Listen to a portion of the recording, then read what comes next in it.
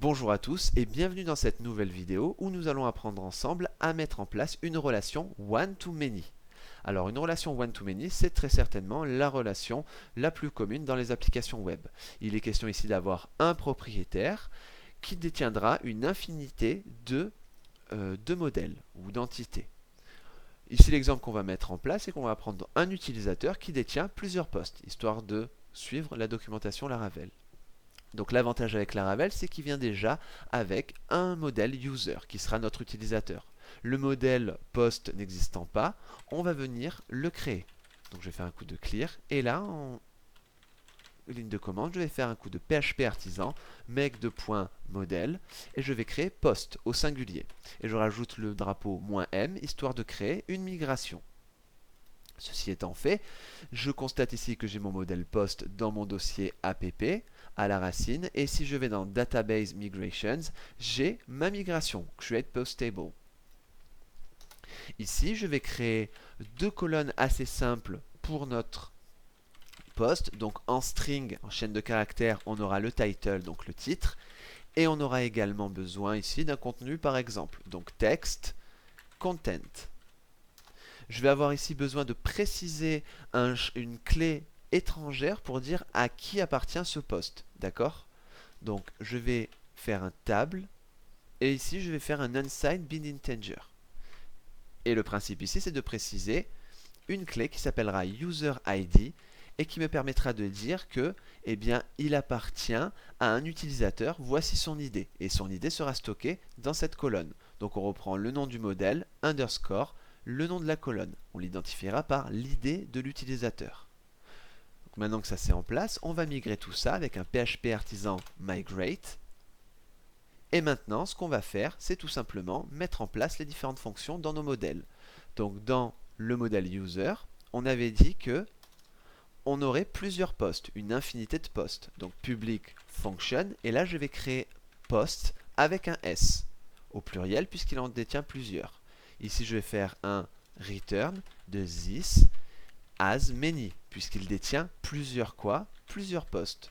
Donc app backslash post. J'indique ici le nom de mon modèle.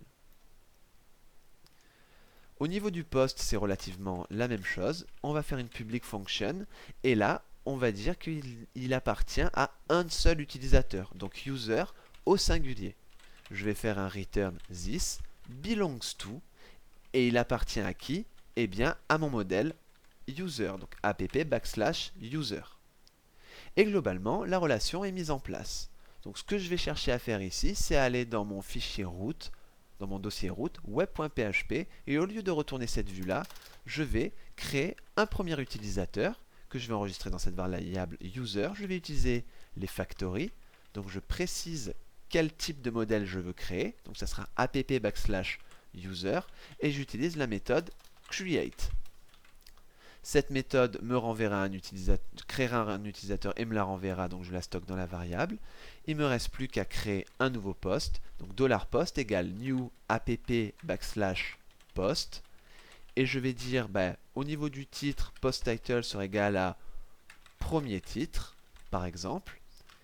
Et ensuite, au niveau du contenu, post content, je vais marquer premier contenu, tout simplement.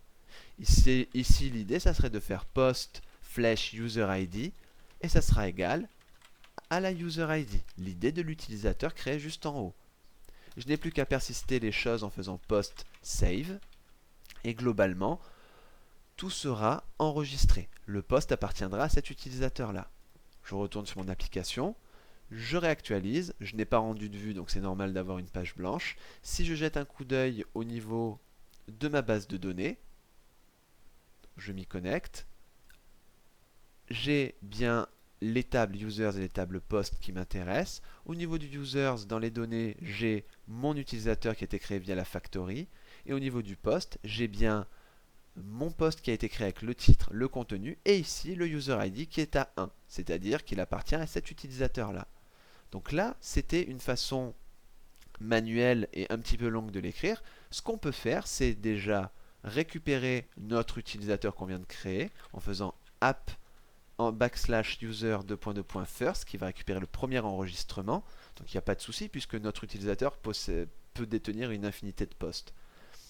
Et ici, l'idée, ça sera de l'enregistrer, enfin d'enregistrer notre poste à travers la relation. Donc user, post, et dessus, on va utiliser la méthode create.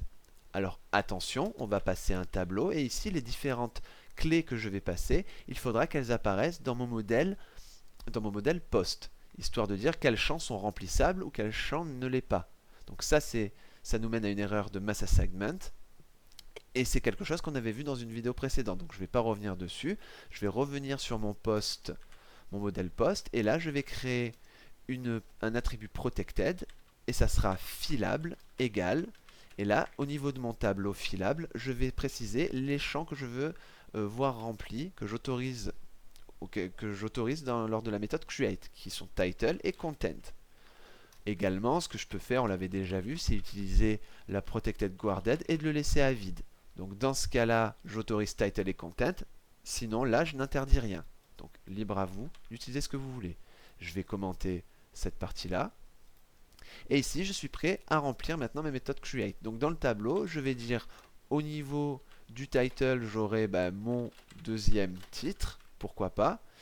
Et enfin, au niveau du content, j'aurai mon deuxième contenu. Et j'ai pas besoin de préciser le user ID puisque je l'enregistre à travers la relation de l'utilisateur. Donc il n'y a pas de problème. J'enregistre, je retourne sur mon navigateur, je réactualise et normalement j'ai toujours mon utilisateur ici et dans Post j'ai mon deuxième titre, mon deuxième contenu et il appartient toujours à l'utilisateur qui a l'idée 1. Si maintenant vous avez envie de récupérer les différents postes, ce que vous pouvez faire, c'est récupérer donc l'utilisateur et de faire un DD de user post et il va vous les récupérer. Donc je reviens et ici vous voyez bien que vous avez une collection que vous pouvez traiter derrière avec un for each et vous avez donc les deux postes qui appartiennent à l'utilisateur et vous avez dans Attributes les différents titres, le content, l'idée, le user ID, etc., etc. Il en va de même pour le deuxième post ici.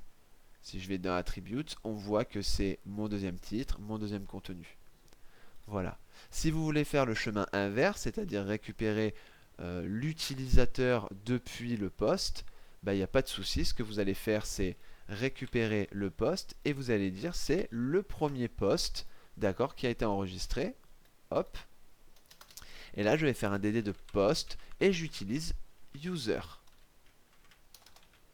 qui devrait me renvoyer le user propriétaire de ce post.